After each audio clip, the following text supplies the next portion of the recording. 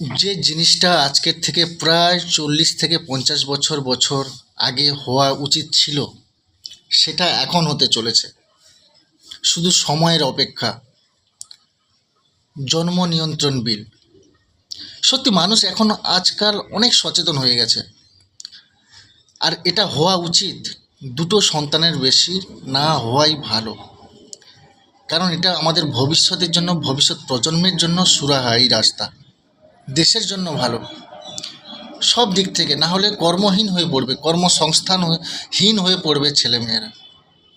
যদি আপনারা এই মতে সহমত হয়ে থাকেন, কমেন্ট করে জানাবেন কমেন্ট সেকশনে এসে।